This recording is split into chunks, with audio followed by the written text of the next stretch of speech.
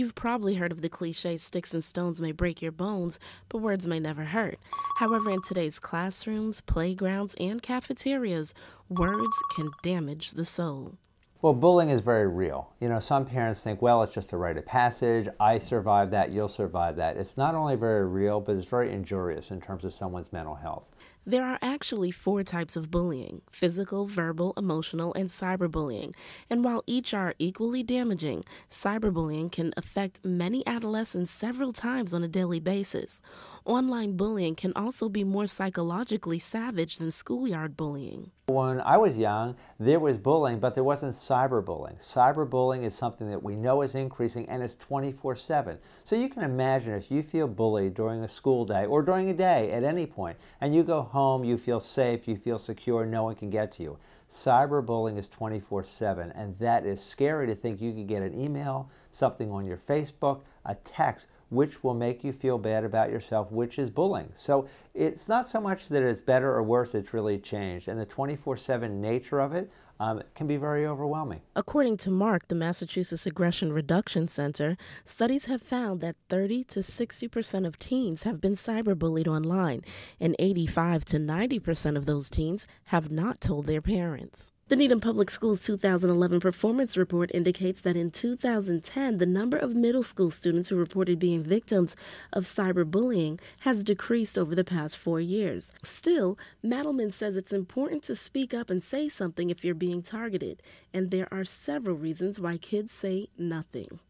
Well, they feel ashamed. You know, I shouldn't be the victim of this, or no one will believe me. So we really have to really spread the word and get rid of the stigma around this and say, if you are victimized, it's not your fault and you really need to come forward. The Needham Public Schools, and we're working in collaboration with them, use terms like target and aggressor. So if you are a target, it's really important to not personalize it in the sense that you made it happen, and talk to an adult, because it's very painful inside. And unless you share that information, unless you allow the adults in this school, in this community to help you, you may be a target again and again. In 2010, Governor Deval Patrick signed anti-bullying legislation to strengthen efforts in schools to keep Massachusetts students safe. Also in 2010, the Needham School Committee drafted a bullying prevention and intervention plan, which provides information on preventing bullying and policies and procedures.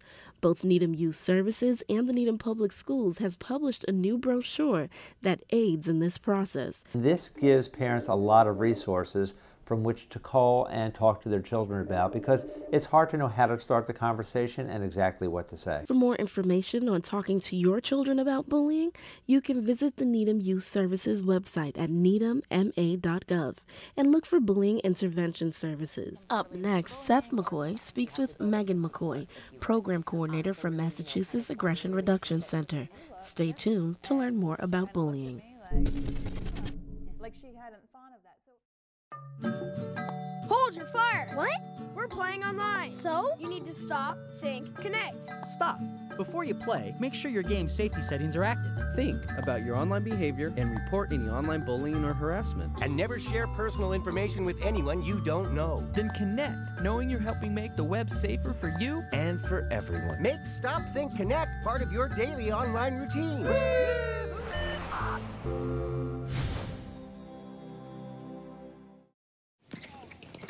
Welcome to my block party. Glad you can make it. The only triple doubles you get come with fries. Last time you blocked someone, you were online. I can do this all day. Your moves are just gay. Using gay to mean dumb or stupid, not cool. Not cool. Not in my house, not anywhere. It's not creative, it's offensive to gay people. And you're better than that. Hello and welcome to It's All Local. I'm Seth McCoy. Bullying is something that's happening in every community, not just here in Needham. Whether you're a student, a teacher, or a parent, tune in for the next half hour to hear from Meghan McCoy about how you can deal with bullying right here in Needham. Stay tuned.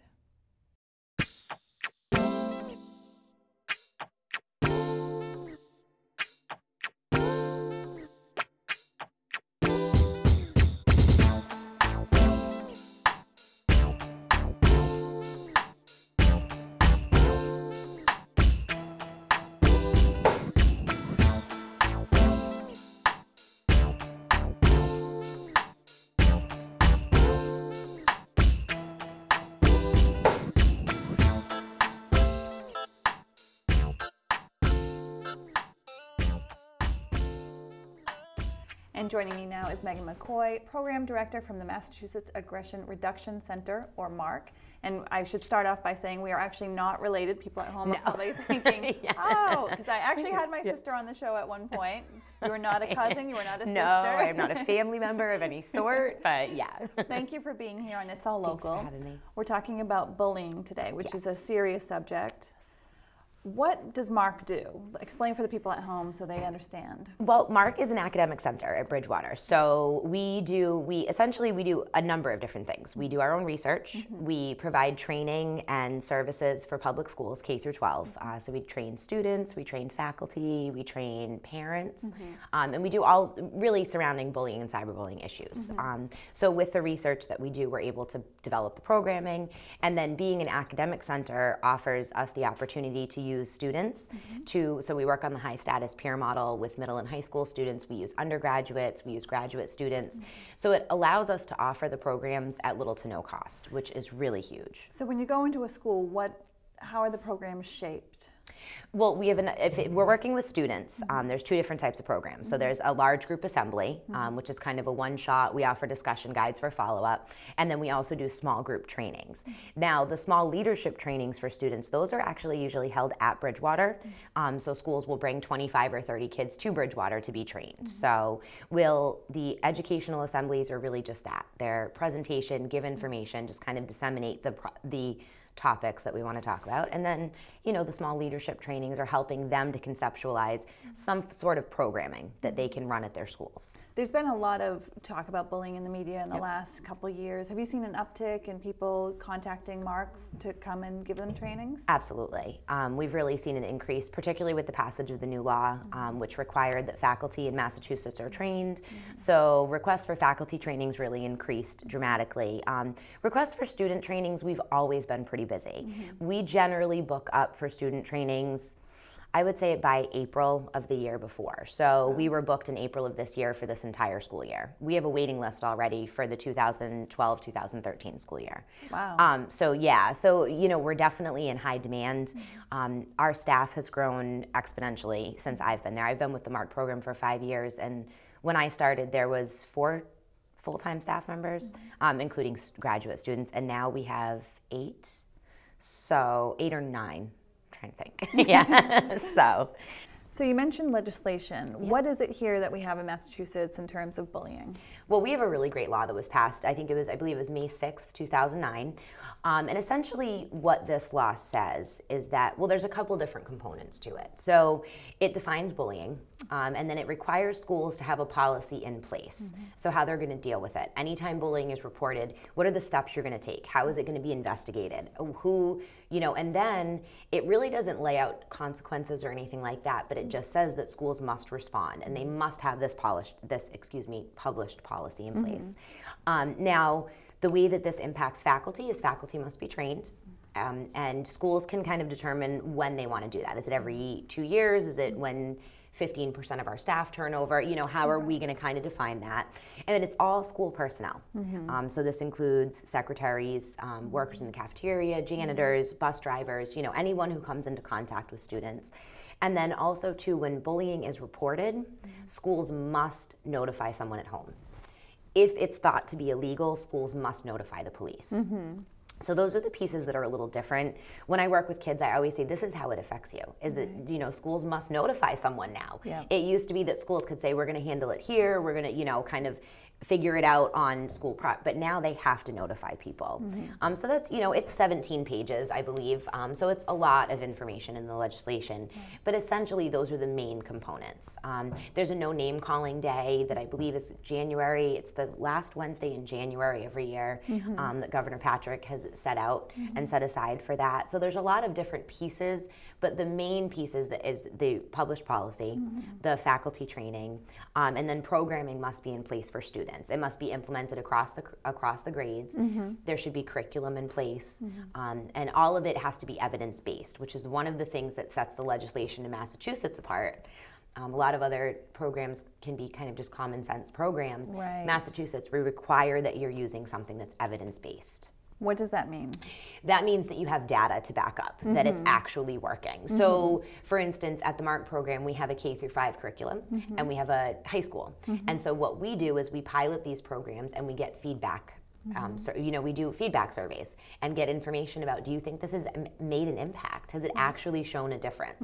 And if you can't prove that, then it's not considered evidence-based. There must be data to back it up. I think that's great. So important. Absolutely. Yeah. We've been going from a common sense approach for a really long time and it's not working. So we have to look at a different way of doing this. Absolutely. You know, so that's one of the things for us that we're really, really firm is that we do research on all of it. We don't make, you know, we don't just think, oh, well, maybe we should tell the kids this. Everything we do comes out of the research that we do. Let's talk specifically about bullying and the signs of bullying. Yep. If a parent has a child in the Needham public schools or even in private school and suspects that their kid is being bullied, what are some of the signs that the child might be showing that he or she is in fact being bullied? Well, what they usually are and what you want to look, they're non-specific signs. So what it is, you're going to be looking for changes in behavior, especially focused during the school hours. Like all of a sudden, did your child always love school and now they don't want to be here? Are they worried about their getting on the bus in the morning? So changes in behavior in that way, changes in social habits. So if friendships change really quickly, if you see that all of a sudden they had a ton of friends, now they're looking pretty isolated, maybe they're not talking to the same people. And then, you know, general changes in mood and behavior, so depression, problems eating and sleeping, things like this. And again, they're all non-specific signs. Right, I was going to say, how can you tell if that is something related to bullying or something related to just going through puberty or just having a bad moment? Typical adolescent behavior, right? What we always say is, you know, these things, if you see these things happening, it's an indicator that you need to have a conversation. That's what it is. We always talk, the biggest tool that parents have is conversation, is asking the questions and just saying, you seem a little off. How is everything? Right. And it might take a little while, but, you know, keeping those conversations up and kind of really asking, I noticed that, you know, oh, you don't talk to Mary anymore on the phone. Did something happen? So that's actually a good suggestion for parents to keep on their kids, because there's a lot of times that I think that parents might start to talk to their kids and the kids don't want to deal with it, or quite frankly, they might not have a good relationship with their parents. So they're not used to talking to their parent in that way. So how do you encourage a parent, and then how do you encourage kids to really open up and say, okay, my mother or my father, or both my parents are trying to help me now. How do you get them to get to that point where they can open up? To really move forward. You know, what we say to kids, and, you know, the message, I think for a lot of years, we sent this message, tell an adult, tell an adult. And what we've kind of been moving towards is talk to someone you trust. So I think even that message in itself says a lot about, you have to build up the trust. You have to build up the rapport, if you would. So really, you know, kind of forming the relationship. And it's, for parents, it's not always a good idea to go in and start talking, have you been bullied? Have you been cyberbullied? You know, maybe start the conversations in the abstract. How's school? How's your friends? You know, what are classes like? And if you're online, you know, what do you do? Where do you go? What sites do you visit? Well, it's probably very important for the parent to know what sites they're on, and if they have a Facebook page, that they're friends with their child on Facebook, so that they can monitor what's happening. And there's a lot of parents who aren't comfortable with that. So what I always say to parents, I'm pretty old school when it comes to technology.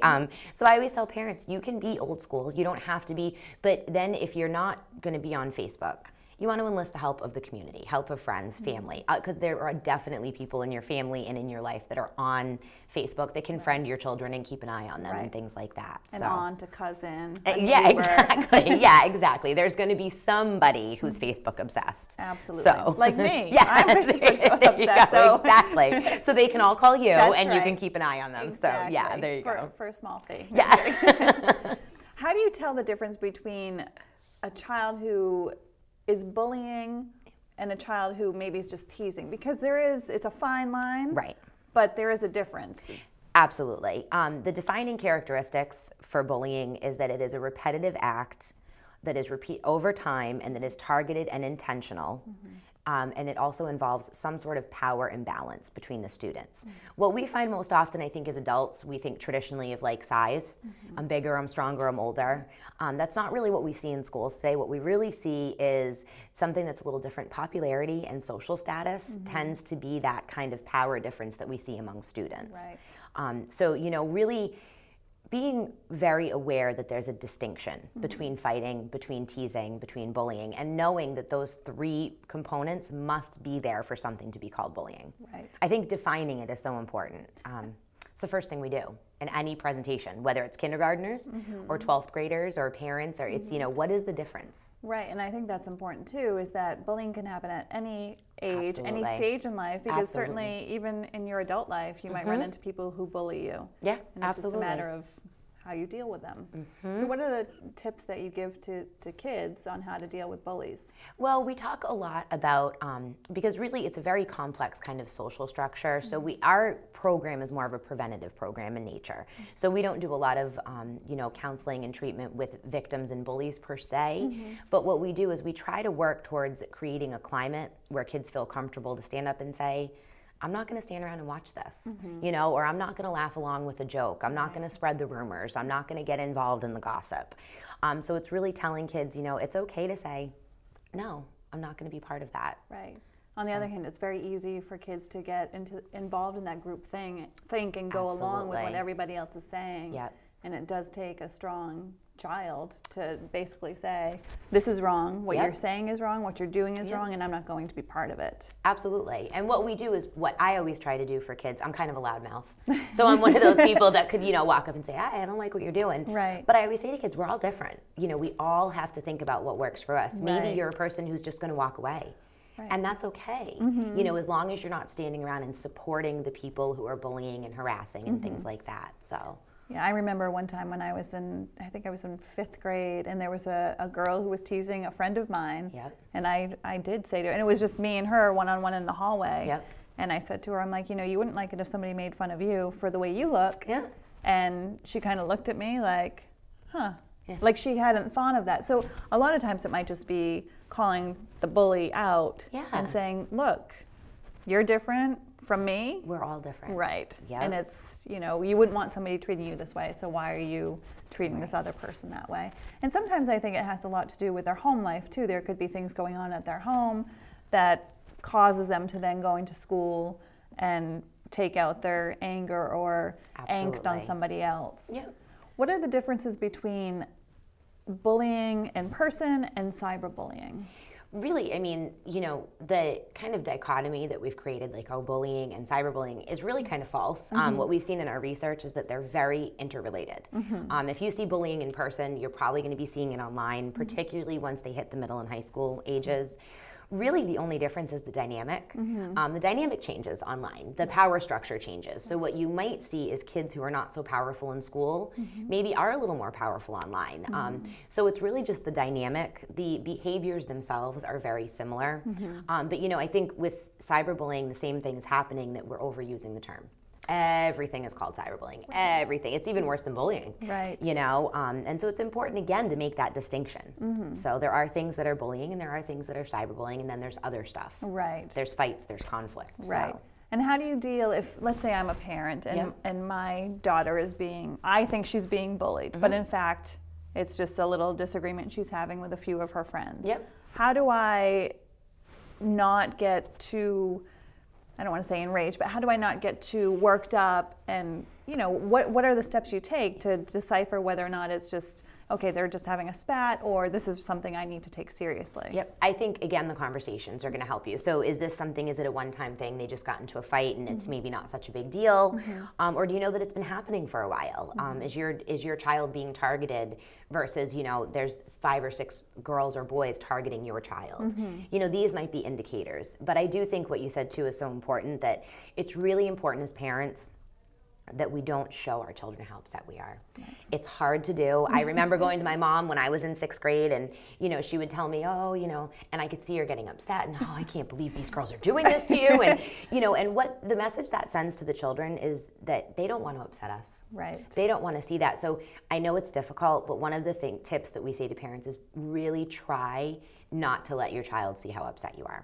If you need to sit there and you're, holding back and you just have the conversation and then go behind a closed door and scream into a pillow if you have to, but just not allow them to see that as much.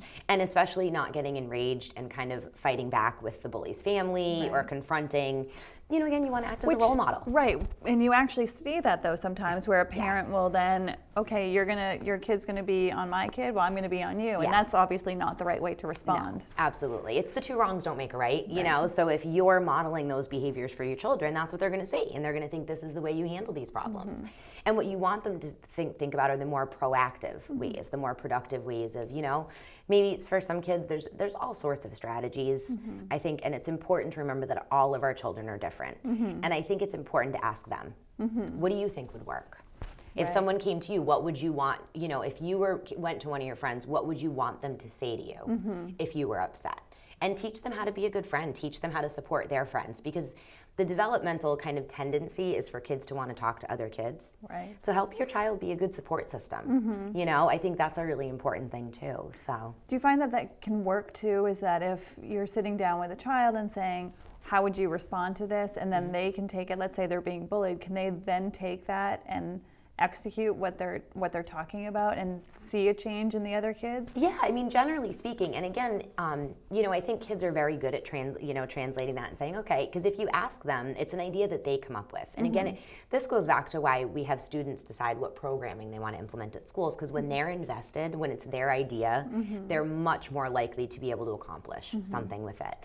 You know, and I think the other thing too is to always remember with kids that they are going to try things. Some things are going to work. Some things aren't going to work. And we have to help them define success too. Does successful interactions, does that mean that there's no bullying at all?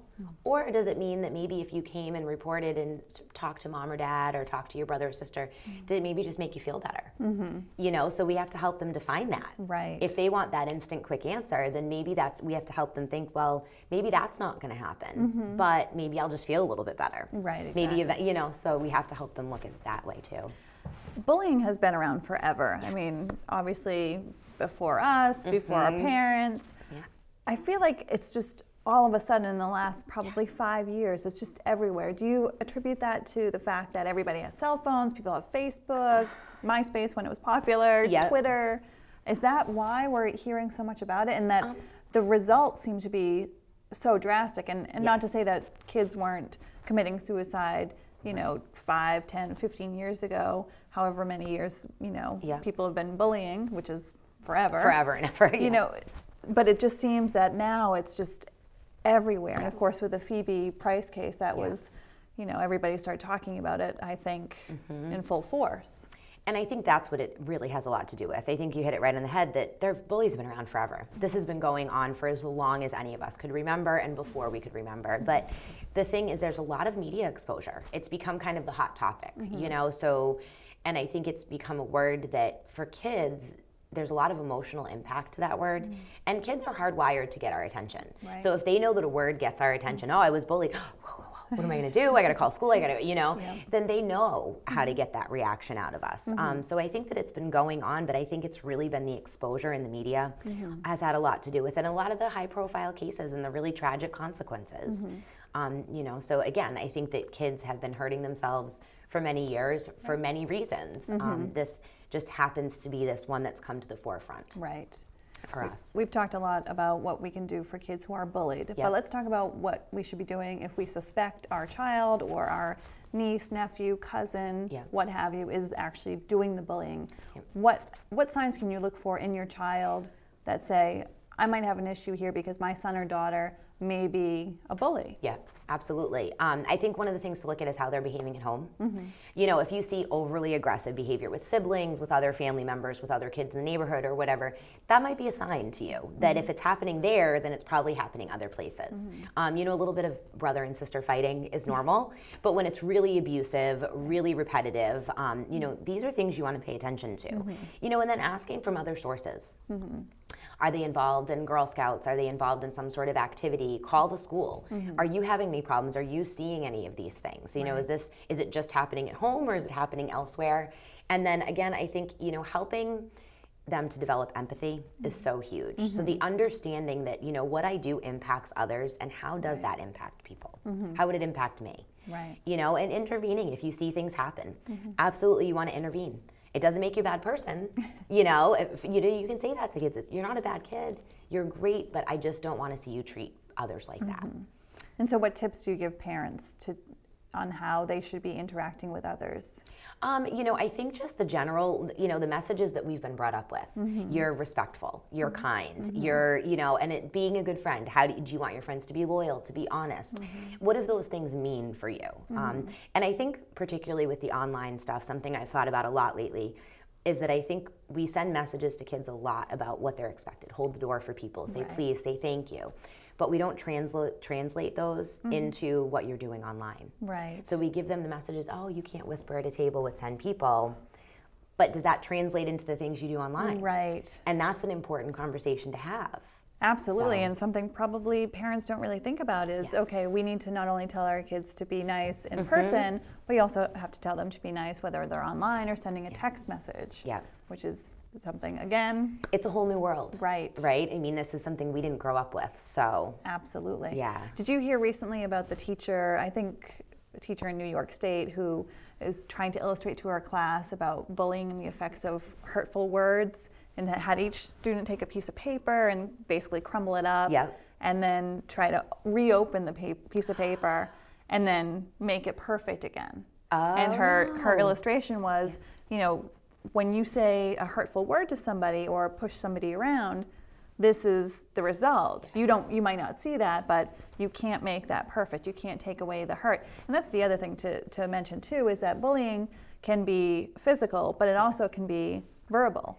And that sometimes hurts more than the physical abuse, because you can certainly heal from the bruises and the cuts. Absolutely. But if somebody is over and over calling you, you know, whatever they're going to say to you that's hurtful, that sometimes doesn't go away. No. And I think, you know, you're hitting on a good point too, that we as adults, for many of us, we think of the physical stuff, and really it's much more of the psychological attacks, the gossip, the rumors, the things that we call, you know, under the umbrella of relational aggression. So the idea, it's where it's using relationships and friendships and exclusion and things like this to make kids feel bad. And these are the things that kids are reporting most often. The physical stuff it happens, absolutely. It's really not that common, particularly when you get into the older grades. You know, and I think that is such an important thing to help kids be aware of too. You don't have to hit somebody for it to be, you know, it doesn't have to be like that. Exactly. We had a really great story where we were in a school, and it was my director that was talking to a teacher, and, you know, a little boy came up and, you know, he had been accused of bullying, and the teacher said, you know, he said, I didn't hit her. I didn't bully, I didn't hit anybody. And one of the other students in the class looked and said, what you did was emotional hitting. And I think that's such a, you know, it's such a great point, is that you're right, you didn't hit her. But what you did was emotionally, you hit her, you know, and those are the things. And again, kids need to be aware of that. Right. I talk to kids all the time and they're like, this doesn't count. What does a rumor have to do with bullying? What does it have to do with name calling? And those are really the important things that set the stage. Absolutely. They create the climate. Exactly. You know, so. Well, I think it's great what you guys are doing. If there are parents at home and maybe educators at home, if they haven't been in contact with you, how would they reach MARC and get involved in what you guys are doing? The best way to really kind of find out about us and request services, if you're interested, is at our website. It's MARC, M-A-R-C, center.org. So it's MARC with 2 C's in the middle, markcenter.org, and you can request services, you can email any of us, get information. There's a ton of, there's games, there's curriculum, we have a resource list on the website. We have a lot of resources for parents, for educators, for everybody. So. Well, I think it's great, and I think that, you know, it's definitely something that we want to make sure that people are aware of and get the services that they need and the kids need. So. Yeah, absolutely. And I think the nice thing about MARC is that we offer them for free. You know, this has become an industry now, and that's kind of, you know, for someone like myself, it's a little disheartening. Such is life, you know, but it is, you know, it's important to remember that in Massachusetts particularly, we have this amazing resource that's a free resource for anyone that's looking for information. And that's really unique. It's definitely a very unique model, and we're lucky in this state to have that, so. Great. Megan, thank you so much for being here. Thank you. Thanks so much. You're welcome, and I want to thank you at home for tuning in. We'll see you next time.